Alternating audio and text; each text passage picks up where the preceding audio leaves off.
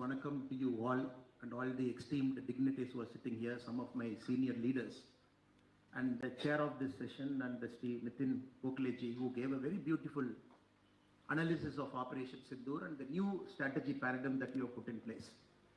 And my topic for the day, we are focusing on strength of civilization and India's national security, Bharat's national security. And I'm going back at least 1,000 years before. The great thinker and philosopher, Pandit Deen Dayal Upadhyaya ji, if you are humble enough to read his life, the 15 volumes of his life, or at least the bare minimum if you are able to read at least the lectures he gave in Mumbai, April 22nd, 23rd, 24th and 25th in 1965, where he espoused over 4 days the concept of integral humanism. And in this, he gave a lot of emphasis to the word called Chitti. And Chitti he called the soul of the nation. In this present times, even when senior political leaders talks about North is different, South is different, West is different, East is different.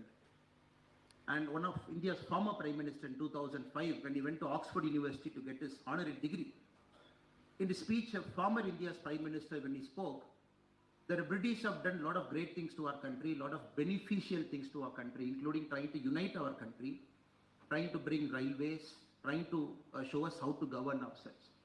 When we see all kinds of things, sometimes we ourselves doubt, what is the idea of Bharat? Was Bharat always unified? What is the soul of this Bharat? The great philosophers and thinkers over the last 1,000 years, what did they stand for? This very beautifully in the word called Chitti, he emphasizes it is the soul, it is the cultural soul of Bharat. And Pandit Deen Dayal Upadhyaya ji goes one step further. He uses the word called Virat after that. To invoke that spirit, the strength, the energy, the prana of this country where all of us feel sense of unified, all of us stand to protect this Chitti, he calls that as Virat. And Operation Sindoor is a very classic example of the Virat of this nation. Even some political parties till 1965, they wanted to secede from our country. And there is a chief minister of that political party ruling a state. He was forced to take a flag march procession with the army people during Operation Sindoor to say that no, all of us are standing for our Bharat, we are standing for our armed forces. So the whole of country in the spirit, all of us were together. That Virat, which Pandit Deen Dayal Upadhyaya ji keeps emphasizing, which we have very vividly, our generation has very vividly seen during Operation Sindoor. And that is what I am trying to focus in the next 30 minutes, the civilizational strength. Friends, if Mahabharata chapter 9, Bhishma Parva, if you are able to read it, the 70 verses, very beautifully they say what is Bharat Varsha, what is our geography, what is our ethnography. When a question was asked, where is the battle happening? It is happening in Kurukshetra. Why it is happening? It is happening between Pandavas and Kauravas. It is happening in which land? It is happening in Bharat Varsha land. In this, the chapter 9, very evocatively they talk about 150 river systems, 220 different kingdoms, that is in Bharat Varsha, 30 bigger lakes, 80 mountain ranges, and 300 pilgrimage spots, all of which are connected in that Bharat Varsha. We are talking of Mahabharata, chapter 9, where we talk. If we go to Vishnu Purana, evidences vary. People say it is 400 BC it came. People say it came at 600 AD. Whatever time we take, if we take Vishnu Purana, there they try and define what Bharat is. It is to the north of sea. It is to the south of Himalayas. From north to south, if we measure the distance, it is going to be 1,000 yojanas. Each yojana is about 3.2 kilometer. Approximately that line should be 3,200 kilometer from Kashmir to Kanyakumari. If modern times we go and measure, it is exactly that distance. So Vishnu Purana clearly talks about Bharat Varsha, all of us are together. There are some civilizational markers, just like Operation Sindoor. Operation Sindoor, what are we protecting? The armed forces, our technological might, people standing up in the border. Why we are protecting the idea of Bharat? Not only are we protecting the idea of Bharat on May 7th, not only in that day we protect. If we go back, we protected it years and years and years over the last 1,000 years. If you take just a civilizational marker, the Kashi temple alone, Vishwanath temple, just a civilizational marker, where all of our heart beats for Kashi. It doesn't matter in which part of Bharat we live. If we take only that Kashi as an example, 1194, Qutbuddin Aibak came and destroyed the temple. King Vishwarupa from Bengal Sena dynasty, he comes to Kashi. In 1212, he puts a victory pillar. He says this is victory pillar which will stand in Benaras because this land, it belongs to the god Lord Shiva who is here. 1250, when the temple was completely razed, a financier from Gujarat, a financier called Vastupal, he gives 1 crore rupee at that point of time to rebuild the temple. In 1276, Hoysala king Veera Narasimha II in Karnataka. Where is Karnataka? Where is Kashi? In 1276, when there was a jizya tax for anybody going to Kashi to worship the Mahadeva, they have to pay a jizya tax. King Veera Narasimha II said, look, in the present day Karnataka, a village called Hebbala, all the revenue proceeds of Hebbala will be paid as jizya tax so that anybody from south of Bharat can go to Kashi and worship Lord Mahadeva. We will pay the tax. And we still talk about north-south. And some of the greatest kings who stood for Kashi, if you keep following that thing, from Tamil Nadu, Mutsaswamy Dikshit there, Subramania Bharati who went there, Cholas who went there. Again, if you look at the Travancore kings, for Carnatic Kiritas about Kashi, they said the Vijayanagar Rayas who brought about exposition of Kashi. So this civilizational strength, the Chitti, which is the soul of this country, always came to the front whenever it needed to. And again, if you look at some of the greatest kings in our country over the last 1,000 years, unfortunately, the textbooks don't do justice for who they are. The Kerala king, the present day Kerala, Martanda Varma, taking on the Dutch in the high sea, 1771, Battle of Kolacham, defeating the Dutch because he didn't want Dutch to come inside at one end of our Bharat.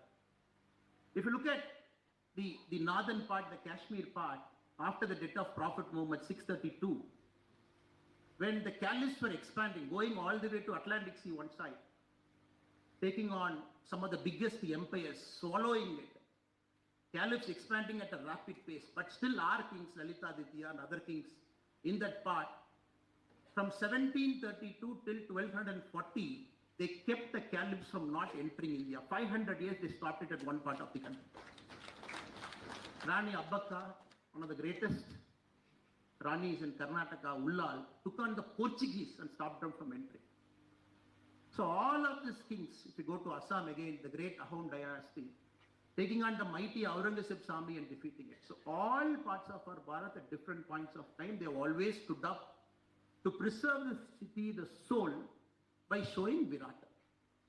If you come to the present day time, unfortunately, we live in an age, a reality, where the political parties, some of the political parties, some of the political leaders, they keep emphasizing that all of us are different. There is something called North, there is something called South. Some of the present day chief ministers, they say, no, in some states from South, we contribute more tax. We give 1 rupee, but you give back 41 paise from the center. So how is this fair? Some state from the different parts of Bharat, they pay 1 rupee, they get 1 rupee 40 paise. How is it fair? And sometimes we also don't tend to read our history properly. The second 5-year plan, when India, Bharat wanted to have a balanced development, we got something called a freight equalization policy. We said FES means, at a point of time, people coming from West Bengal and the present day Bihar, including Jharkhand. 1950s, 92% of India's steel output was from 2 states, which is West Bengal and Bihar, 92%. 38% of engineering output was from 2 states, which is West Bengal and Bihar. But they felt South is not developing industrially. Okay, fine, let us bring freight equalization policy. Let Jharkhand give coal to South. Let the steel also go to South. But South said, no, how can I pay money? Because I'm lifting it from Jharkhand and carrying in train all the way to Tamil Nadu. For me, the cost of transportation would be more than the cost of the raw material itself.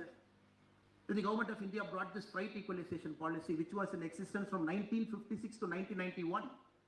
They said, even if Chennai, if you are lifting coal from Jharkhand, you will pay the same cost of a person inside Jharkhand lifting the coal from Jharkhand.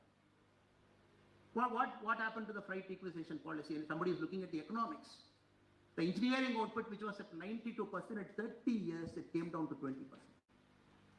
Where in 1952, we had two steel plants. The next 17 steel plants came to western and the southern part of our country, and the central part. So we saw a very skewed balance of development. One part was growing fast, other part was not growing. Now suddenly we take this north and south to say, no, no, no. There is culturally one part of India is so rich, one part of India is culturally not so rich. That is why we are a superior civilization. No. Our civilizational strength, it was very clear. Be it our temples, because Pandit Deendayal Upadhyay very, very clearly espoused, man is not separated from his surrounding. We are a part of surrounding. We are a part of nature. We are a part of spiritual realm. We are a part of the wider world, and we are a part of the cosmos. So this theory where he interlinked the human being to a larger cosmos, the same theory we will see it in our country also, the civilizational strength, where no sacred place in our country can claim we are the only sacred place. That is why we have 51 Shakti people. We have 12 Jyotirlinga, which is spread across our country, where every part is special, every part is sacred. And this civilizational unity, I believe, is our greatest security strength, more than the external borders where we stand with drones and the armies and some of the mightiest weapons. Because if our civilizational soul is preserved, the chitti is preserved, where all of us feel a sense of virat all the time, I don't think any external power can come and destroy us, can come and conquer us. Just like Operation Sindoor, where our security forces stood for us, all these kings, some of the greatest dynasties, they stood for a country.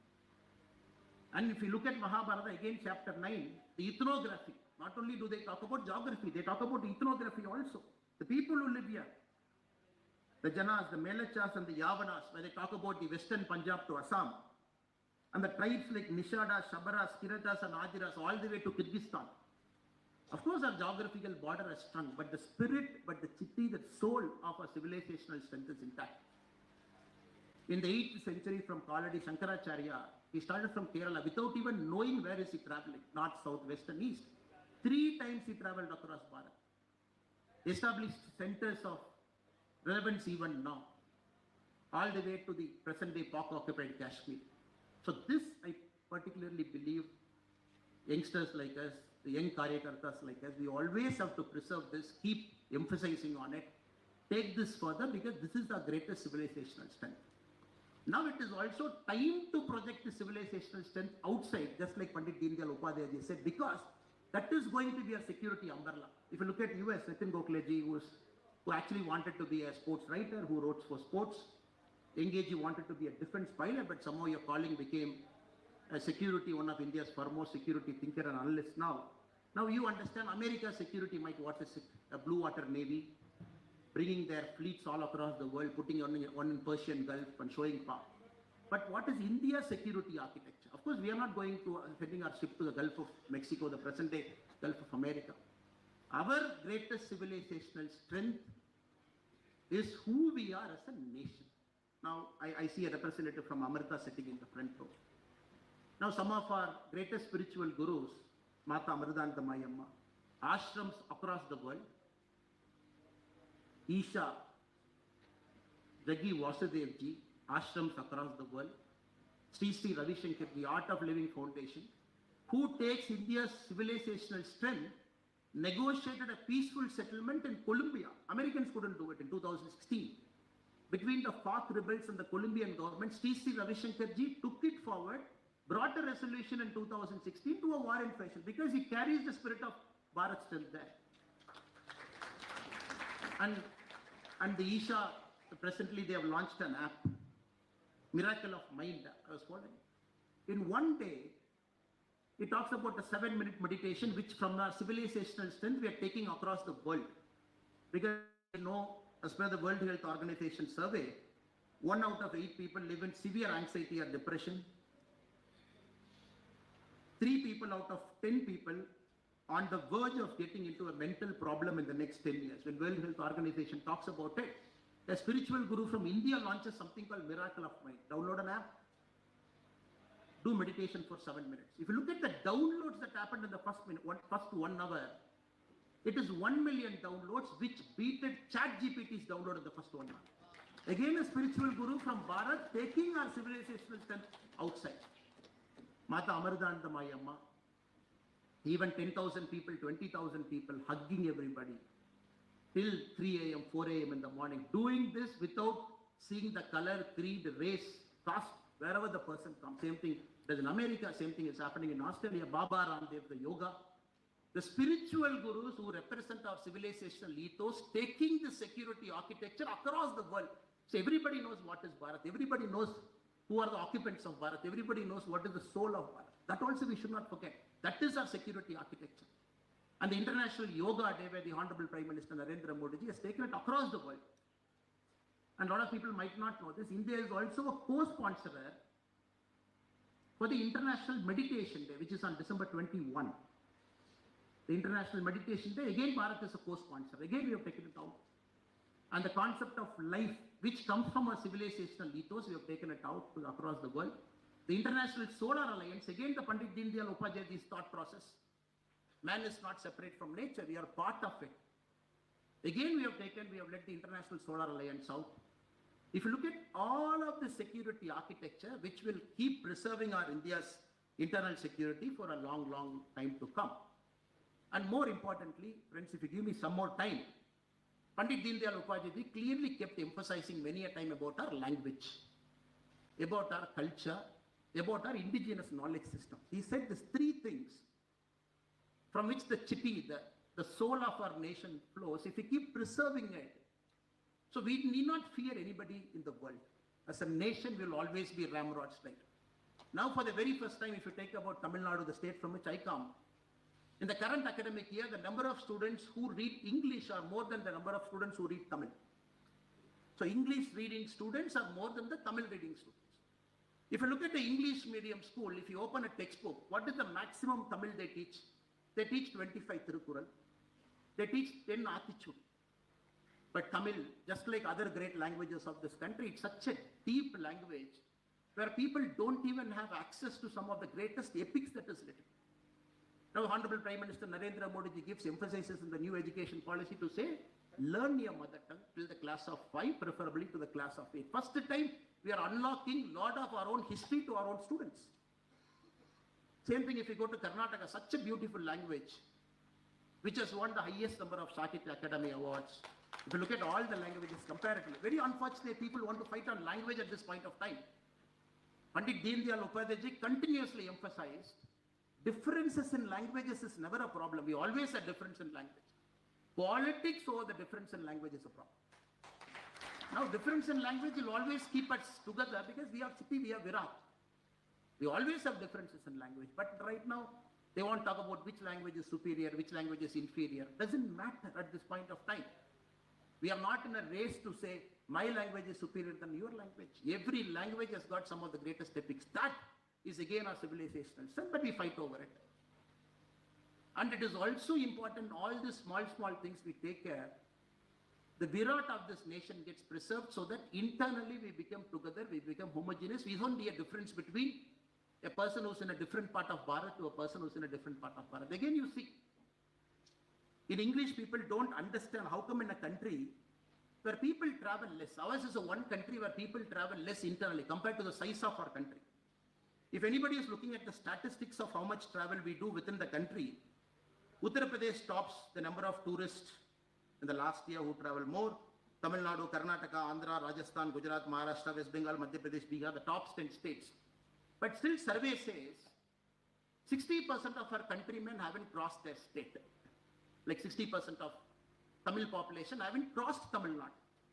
But how will a person from Tamil Nadu will appreciate the greatness of Ahom dynasty, will appreciate the greatness of Lalita Aditya, will appreciate the greatness of some of the greatest warrior kings of Punjab? For that, the Western people have tried to coin a word. They use a word called common unified spirit of cultural circulation. They don't understand how come in India where people travel less, where people don't even see other part of Bharat, but still all of them are united as a Bharatiyan. And this is very tough to appreciate and explain also, sir. And for this, the Western people have given an English word, common unified sphere of cultural circulation. They say there is a culture that is circulating across Bharat, which is not visible to an eye. And there is a cultural route which links 51 Shakti Pita or a 12 Jyotirlinga. There is a circular route, cultural route, which people keep going. This is there for centuries. And this, of course, got disturbed during the East India Company's rule and during the British rule for about 400, 500 years. And that, I think, is important for us to preserve. And every time we get threatened, we get some of the greatest scholars. I personally believe Pandit Deen Dayal Upadhyay's thought, some of us have the privilege of reading his thinking. It is at the right time, at the right place. Imagine 1965, which is 60 years from now. Congress party coming, unbeatable power. Every election, Congress winning. At that point of time, integral humanism as a concept, which we call the Hindu way of life. Swami Vivekananda ji traveled all the way to the source of America to say, who are we as a country? Gathering everything, putting together as a concept of integral humanism, which you see 60 years later, the world is learning from it. The world always felt nature is separate, man is separate, you can destroy nature as much as possible to earn your livelihood. Now we are talking about global warming, all of us are one. Can we do a circular economy? Can we try and make sure that we preserve nature? Which in 1965, he put forward our theory of Bharat. Now I'm very, very happy in 2025 when we look at it. His philosophy and treatise holds more relevance than any point of time in India's growth story, in Bharat's growth story. That too very specifically when Bipin Rawat ji, when he mentioned the 2.5 front war, he mentioned it very thoughtfully, 2019. He mentioned it very thoughtfully. India at some point of time is always fighting a 2-point front war. Nitin Gokhale ji said, of course there is a China, and there is China's proxy Pakistan. Even if you take Pakistan as one friend, it is going to be 1 + 1, 2 friend. He added another 0.5 friend. Another 0.5 friend, he mentioned the internal issues within our Bharat. The Naxalism at one point of time, which we are very confident by March 2026, Bharat will be a Naxal-free Bharat. Again, the northeastern part where Nitin Gokhale ji did not speak much today, but even he was kidnapped as a journalist, if I got my history right, where Nitin Gokhale ji himself was kidnapped as a journalist by a group. And the same group which kidnapped Nitin Gokhale ji long time back, last year 585 cadres of the same group surrendered in Tripura, in the northeast region. And northeast, for the very first time, we are seeing a peaceful northeast in the recent investment summit, attracting a humongous amount of investment. Some of the biggest industrial houses wants to open and create a lot of economic opportunity there. We are seeing that. First time we are seeing the internal problems that has plagued our country for a long, long time. First time we are seeing it is settling down. The so-called 0.5 front war, probably in our era, maybe in the next 20, 30, 40 years in our lifetime, we might see this 0.5 front, internal front might get dissipated. Just yesterday, our army chief in Singapore, in the Shangri-La dialogue, he mentioned a word. He said in the Operation Sindoor, 15% of our operational time went for battling fake news. In Nitin Gokhale's presentation, on the last line, he mentioned that we got to get better at managing narratives. I think it's a very, very important statement he mentioned. And yesterday, the army chief said 15% of our operational time. Imagine people in the border fighting, people thinking, taking real-time decisions. 15% of our time went in battling narratives. And that Deen Dayal Upadhyaya ji, I think that is where his integral humanism does a greatest service. The spirit, the city, the virat, if the people of our country, we understand, we follow it, we inculcate it, we take it. I don't think we have a problem with fake narratives then. Because everybody wanted to set up something. Everybody wanted to say, this is happening, that is happening. All of us are different. Just yesterday, I was very amazed to see an army chief mentioning that 15% of operational time getting into battling narratives. I think that is the way the warfare is going in the front also, sir. And more than that, my friends, I also want to take this opportunity to talk about two other pressing issues. Now, Deen Dayal Upadhyaya ji, for the security architecture, he clearly emphasized many a time that defense equipments, the technology always have to be internal. Now, if you look at some of the Indian private companies, if some of you read about them, the Gripens use some of India's technology. The Eurofighters, radar and Eurofighter is supplied by an Indian company. But for a long time, somehow we had this fascination that the Western countries are great, their military technologies are great. Nobody wants to touch an Indian company for a long time. When the present government, under the leadership of Honorable Prime Minister Narendra Modi ji, wanted to open up the defense, just look where we are. India's defense production, we have reached 1.46 lakh crore in financial year 2024-2025. When you compare this 10 years before, it is 214% rise. 214%. The Make in India initiative in defense alone, we have increased. If you look at the exports, again 10-year time frame, exports have increased 30-fold. We are at 24,000 crore. We have increased 30-fold in the last 10 years. And 2029, we have kept a very realistic defense target of 3 lakh crore production and 50,000 crore exports by 2029. In fact, when we conceptualized BrahMos, Brahmaputra and Moscow, the name itself signifies that Russia and India together. But how many of us know, in the initial BrahMos, it was 85-50. If you look at the BrahMos component, 85% of the BrahMos component was Russia, only 15% of BrahMos component was India.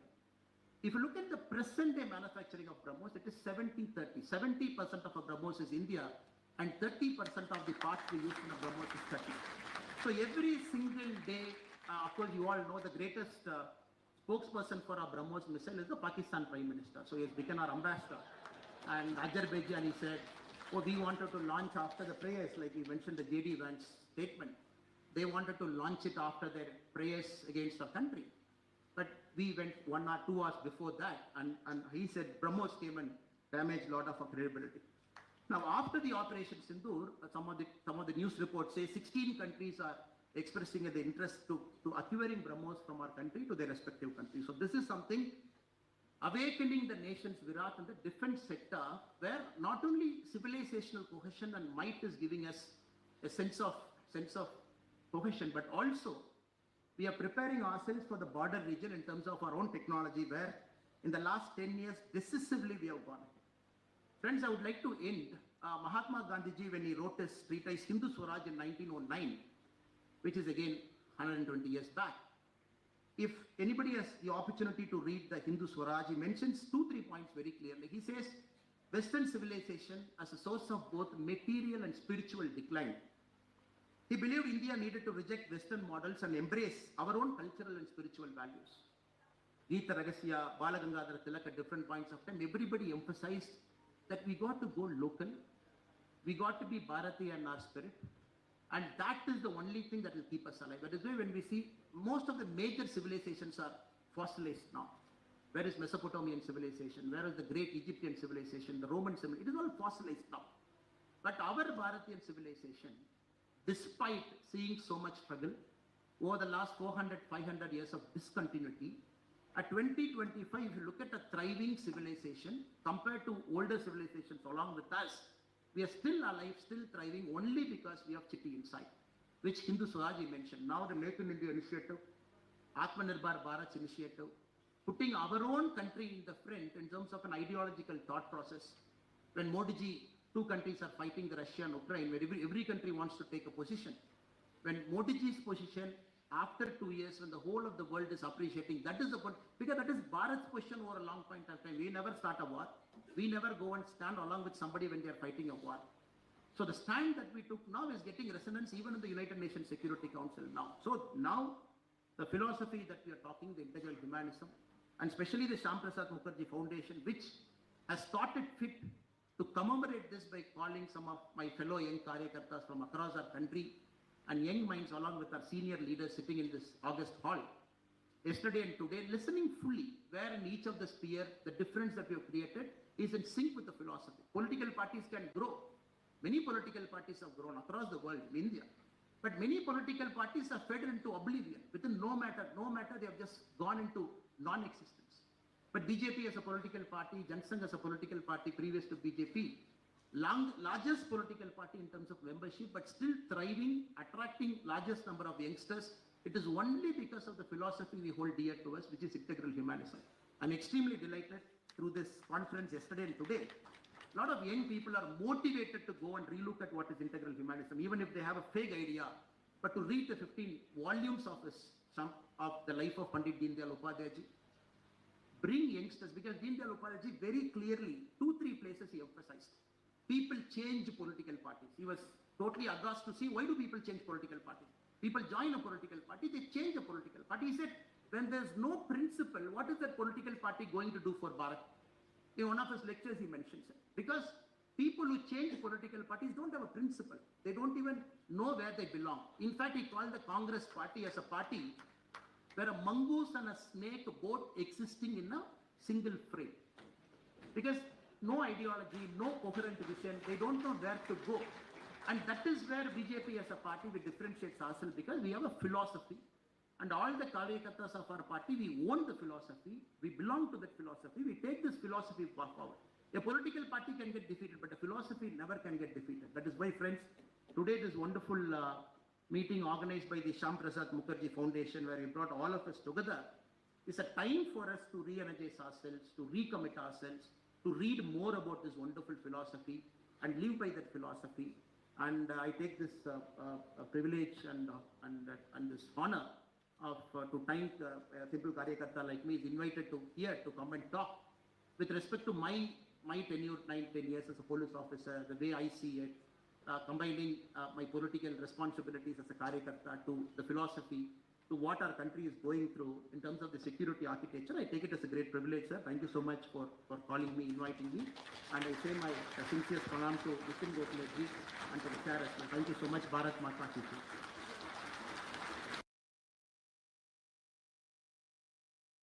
வழங்க அன்புடன் அழைக்கிறோம்.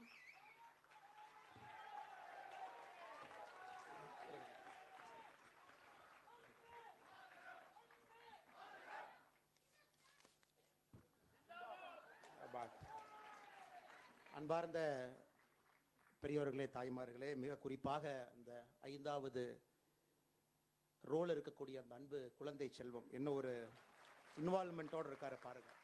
பார்க்கணும், குறிப்பாக இந்த அதிகாரிகளை பார்க்கணும். எங்கேதும் பார்க்காத ஒரு விஷயம் இந்த மேடைகளில் நடந்திருக்கிறது. ஒரு சர்விங் ஆஃபீஸர் வந்துங்க ஒரு ஃபங்க்ஷனுக்கு வரும்பொழுது லாட் ஆஃப் கிளியரன்சஸ் வேணும். அவங்களுடைய ஹையர் கமாண்ட் வரைக்கும் போகணும். அந்த நிகழ்ச்சி சரியானதா அப்படின்னு அவங்க பார்க்கணும். ஒரு யூனிஃபார்மோட ஒரு ஆஃபீஸர் வந்து இது போன்ற ஒரு நிகழ்வில் தமிழகத்தில் நான் பார்த்தது கிடையாது பங்கேற்று. குறிப்பாக இங்கே வந்திருக்கக்கூடிய ஈஸ்டர்ன் கமாண்டினுடைய பப்ளிக் ரிலேஷன் ஆஃபீஸராக இருக்கக்கூடிய கமாண்டர் கே ஸ்ரீதரன் சார் அவர்களுக்கு என்னுடைய ஸ்பெஷல் நன்றிகளை நான் இந்த இடத்துல தெரிவித்துக் கொள்கின்றேன். காரணம், உங்களுடைய ப்ரெசன்டேஷன் நீங்கள் இன்னைக்கு பண்ணது ஏதோ ஒரு இடத்துல ஏதோ ஒரு குழந்தையினுடைய நெஞ்சில் அது சின்னதாக பட்டிருக்கும். ஒரு யூனிஃபார்ம் சர்வீஸ் மேல் ஒரு மரியாதை, நாளைக்கு நாமளும் இந்த சர்வீஸ்க்கு போகணும், ஒரு ஆஃபீஸராக இருக்கணும், நாட்டுக்காக சர்வ் பண்ணணும் அப்படிங்கிறது உங்களை போன்ற அதிகாரிகள் வந்து பேசும் பொழுது கிடைக்கக்கூடிய உத்வேகம் என்பது வேறு. அது குறிப்பாக அந்த குழந்தைக்கு என்று கிடைத்திருப்பதாக நிச்சயமாக நான் உணர்கின்றேன். அதே போல் நம்முடைய மே 7ஆம் தேதியிலிருந்து யூடியூப்பில், டிவி சேனலில் கிட்டத்தட்ட 18 மணி நேரம் ட்விட்டரில், இன்ஸ்டாகிராமில், யூடியூப் வீடியோஸில் முழுவதுமாக, ஏன்னா நேற்று நம்முடைய